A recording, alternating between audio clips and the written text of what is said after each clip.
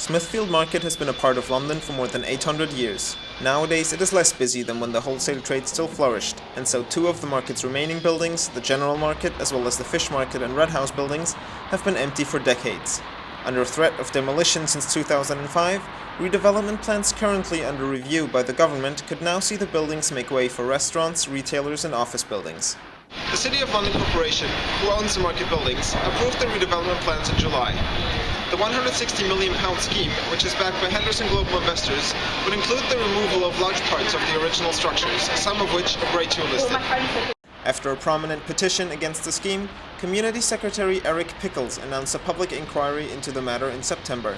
English Heritage have made it clear that they will support the government's decision if the plans are approved, after opposing a previous public inquiry into the same issue in 2008.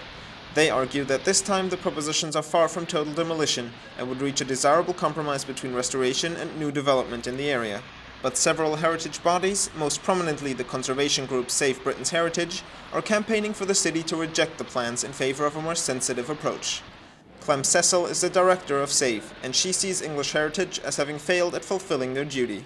English Heritage have played a very central role in this, and their position is central. And we don't think that they are fully grasping the extent of their responsibility to allow this scheme to happen. Save sees a different possibility with less demolition of the original market fabric, while reviving the area to the needs of the market traders. I think from talking to them, their main drive is to see it brought into use. They don't particularly want to see offices there. It's not particularly beneficial for them. It's not more beneficial than to have a market. SAFE have actually put together a fully funded rival scheme developed by Eric Reynolds, the market entrepreneur behind Greenwich and Spitalfields markets. Now, with the public inquiry set to start in February, the market buildings could still remain empty for a while longer. But as Clem Cecil and anyone with a heart for heritage would agree, it's better to be safe than sorry.